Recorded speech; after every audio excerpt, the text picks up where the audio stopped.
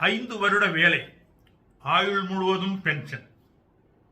ஆனால் 60 வயது வரை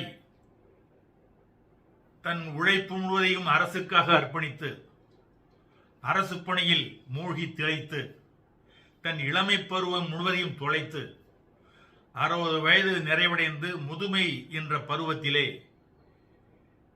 வெளியே வருகின்ற பொழுது அவனுக்கு இது நாள் வரை அரசு பணியில் தன்னை அர்ப்பணித்த அவனுக்கு பென்ஷன் வாங்குவது என்பது குதிரை கொம்பாகி விடுகிறது. சில நேரங்களிலே நாக்கு தள்ளி விடுகிறது. ஏதாவது ஒரு டெக்னிக்கல் ரீசன், ஏதாவது ஒரு காரணம் பென்ஷனை வாங்குவதற்குள் அவனுக்கு போதும் போதும் என்றாகி விடுகிறது. சிலர் பென்ஷனை வாங்காமல் மடிந்து போனவர்கள் இருக்கிறார்கள். இப்படிப்பட்ட ஒரு முரண்பாடான ஒரு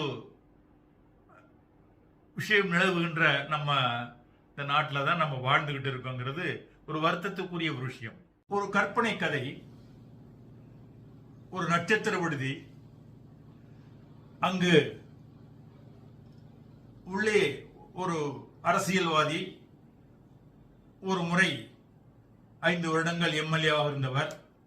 அதற்கு பிறகு அவருக்கு வேறு எந்த அரசியல் பணியும் இல்லை. தன்னுடைய சகக்களுடன் உள்ளே வருகிறார் விருந்து சாப்பிட. அங்கு வாசலிலே செக்யூரிட்டி சீருடையுடன் ஒருவர் நின்று கொண்டிருக்கிறார். வயது 65 கடந்து வயோதிகமான நிலையில் ஒருவர் நின்று கொண்டிருக்கிறார். இந்த அரசியல்வாதி அவரை பார்த்தவுடன் இவரை எங்கோ பார்த்திருக்கிறோமே, யார் இவர் என்று எண்ணி அருகில் சென்று பார்க்கிறார். உங்களை நான் எங்கோ பார்த்திருக்கிறேனே, நீங்கள் யார் என்று கேட்ட பொழுது சொல்கிறார், நான் ஏற்கனவே ஒரு பள்ளியில் ஆசிரியராக பணியாற்றியவன். 35 வருடங்கள் பணியாற்றிய பிறகு ஓய்வு பெற்று விட்டேன். ஒரு டெக்னிக்கல் பிரச்சனை காரணமாக எனக்கு பென்ஷன் இதுவரை கிடைக்கவில்லை. வீட்டிலும் எனக்கு உதவியாக யாரும் இல்லை. இந்த ஹோட்டலிலே செக்யூரிட்டி வேலை செய்து கொண்டிருக்கிறேன் ஐயா என்று கூறினார். அப்போதுதான் இவனுக்கு நினைவுக்கு வந்தது, ஐயா இன்னும் நினைவுக்கு இல்லையா, நான் உங்களோட மாணவன் அல்லவா, உங்களிடம் நான் 5ஆம் வகுப்பு படித்தேன் அல்லவா என்று நினைவுபடுத்துகிறான். கூர்ந்து பார்க்கிறார். ஓ, அந்த பையனானே, நீ ஒழுங்காவே படிக்க மாட்டிய, கடைசி பெஞ்சில் உட்கார்ந்துக்கிட்டு வாத்தியார்கிட்ட கரெக்டா பண்ணிட்டே இருப்பியப்பா, என்ன பண்ணிக்கிட்டு இருக்க என்று கேட்கிறார். அப்போது அவன் சொல்கிறான், ஐயா நான் உங்களுடன் ஒழுங்காக படிக்கவில்லைதான், ஒப்புக்கொள்கிறேன். ஆனால் அதன் பிறகு அரசியலில் ஈடுபட்டேன். ஏதோ அவரை இவரை பிடிச்சு ஒரு எம்எல்ஏ சீட் வாங்கி ஏதோ ஒரு யோகத்தில் ஜெயிச்சு போட்டேன். 5 வருஷமா எம்எல்ஏ இருந்தேன். அதுக்கு பிறகு வெளியே வந்தேன். எனக்கு அதுக்கப்புறம் யாரும் சீட்டு கொடுக்கல.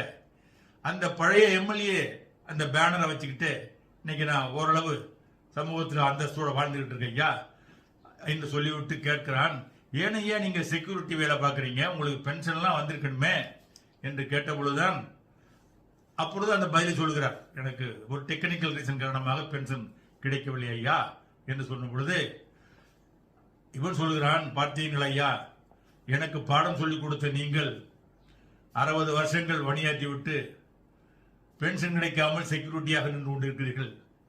நான் உங்களிடம் ஒழுங்காக படிக்கவில்லை. 5 வருடங்கள் மட்டும்தான் எம்எல்ஏவாக இருந்தேன். ஆயுள் முழுக்க பென்ஷன் வாங்கிட்டு இருக்கேன். நான் சாகுற வரை எனக்கு பென்ஷன் உண்டு. தற்போது நண்பரோடு விருந்துண்ண செல்கிறேன் ஐயான்னு சொல்லிவிட்டு செல்கிறான்.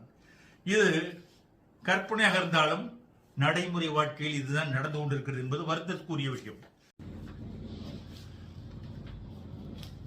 அதனால் தானோ என்னவோ பிரசிடென்ட் ஆஃப் ஸ்ரீலங்கா அனுராக் குமாரா திசநாயக்கே என்பவர் கடந்த 2026 பிப்ரவரி 17 அன்று ஒரு புதிய சட்டம் ஒன்றை கொண்டு வந்தார் அந்த நாட்டிலே. அதாவது 1977 அன்று பார்லிமெண்டரி பென்ஷன் லா என்று ஒரு சட்டம் அப்பொழுது உருவாக்கினார்கள். அதோட நோக்கம் என்னவென்றால், எம்பியா இருக்கிறவங்க அந்த பதவிக்காலம் முடிந்து வீட்டில் இருந்தால் கூட அவங்களுடைய இறுதி மூச்சு வரை அவர்களுக்கு பென்ஷன் வழங்க வேண்டும் என்பதுதான் அது. அதற்கு இந்த அனுராக் குமாரா திசநாயக்கே என்பவர், அவர் இன்ஃபேக்ட் அவர் ஒரு இடதுசாரி கொள்கையை உடையவர். ஒரு துடிப்பான ஒரு அரசியல்வாதி.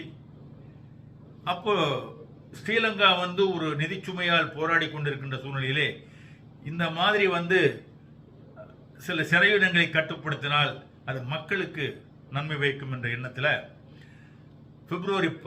கடந்த பிப்ரவரி 17 அன்று பார்லிமெண்டரி பென்ஷன்ஸ் ரிப்பீல் பில் என்று ஒரு சட்டத்தை கொண்டு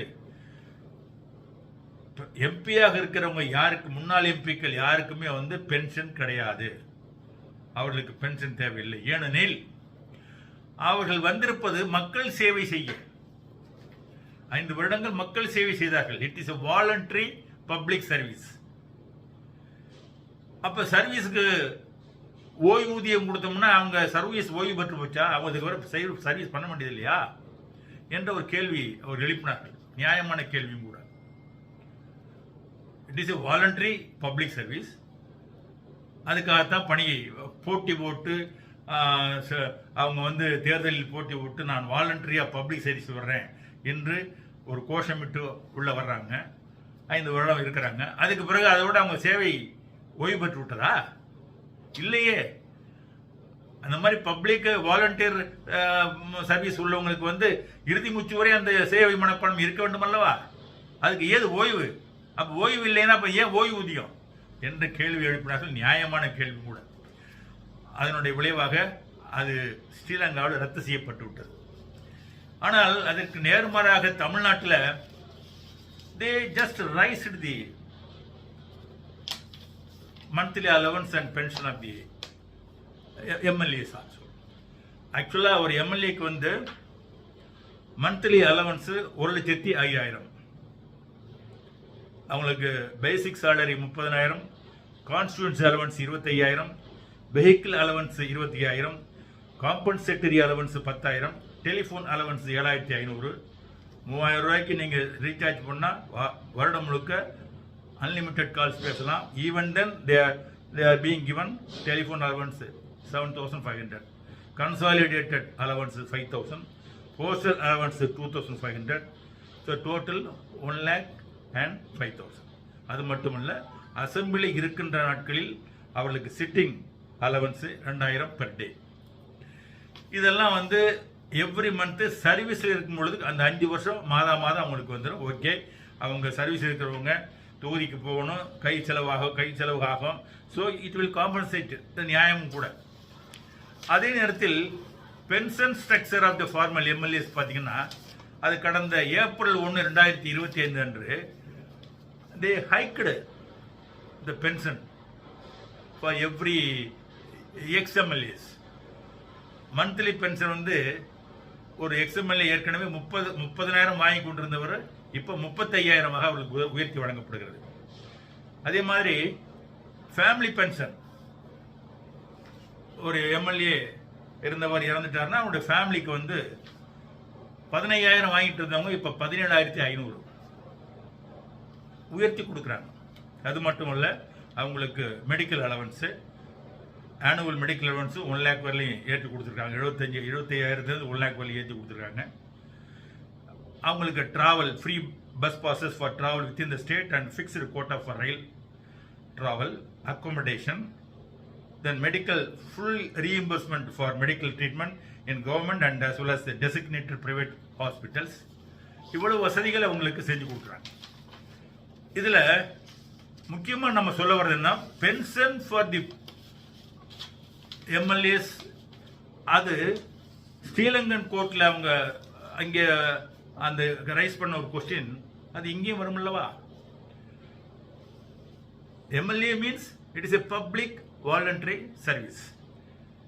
நான் பொதுமக்கள் சேவை செய்யறதுக்காகத்தான் நான் வர்றேன்னு சொல்லி போட்டி போட்டு கொண்டு நீங்கள் வருகிறீர்கள். ரைட், 5 வருடங்கள் பணியாற்றினீர்கள். 5 வருடங்கள் பணியாற்றினால் அதுக்கு பிறகு 50 வருடங்கள் 60 வருடங்கள் இறுதி மூச்சு இருக்கிற வரை லைஃப் லாங் பென்ஷன் அப்படிங்கிறது எந்த வகையில் அது நியாயம்? ஏன்னா அவங்க பப்ளிக் சர்வீஸ் அப்போ ஓய்வு பெற்று விட்டதா? 2வது முறை எம்எல்ஏ வர்றாங்க, 3வது முறை எம்எல்ஏ வர்றாங்க, ஓய்வு பெறாம தானே வர்றாங்க திரும்ப திரும்ப. ஸோ ஒன்ஸ் ஓய்வு பெற்றால் தானே ஓய்வூதியம். ஓய்வு பெறாத ஒரு வாலண்டரி சர்வீஸ் செய்யறவங்களுக்கு ஓய்வூதியம் நியாயமானது அல்ல என்பது ஸ்ரீலங்காவில் எழுப்பின கேள்வி அது எங்கும் அது பொருந்தும் என்று நான் இங்கு கூறிக்கொள்ள விரும்புகிறேன். ஆகவே இந்த இடத்தில் நான் ஒன்றை கண்டிப்பாக குறிப்பிட விரும்புகிறேன். தேர்தல் வருகிறது.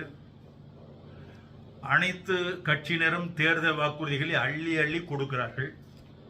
ஒரு நியாயமான கோரிக்கையை நான் இங்கு முன்வைக்கிறேன். எங்கள் கட்சி ஆட்சி அமைத்தால் எங்கள் கட்சியில் தேர்ந்தெடுக்கப்படுகின்ற எம்எல்ஏக்கள் தங்களுடைய பென்ஷன் பணத்தை தியாகம் செய்வார்கள்.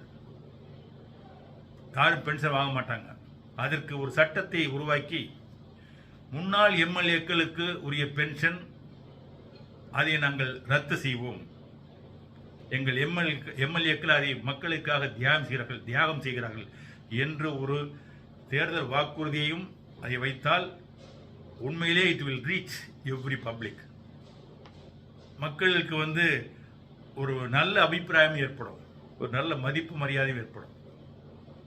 ஆகவே இந்த ஒரு வாக்குறுதியையும் தாங்கள் ஒவ்வொரு கட்சியினரும் தங்களுடைய தேர்தல் வாக்குறுதி குறிப்பிட்டால் அது குறிப்பிட்டு அதை நிறைவேற்றுகின்ற பட்சத்தில் நிச்சயமாக வரி சுமையை குமைக்கும். ஏன்னா மாண்புமிகு எம்ஜிஆர் அவர்கள் ஆட்சி காலத்தில் எம்எல்சின்னு மேல் சபையினும் தனியாக இருந்துச்சு.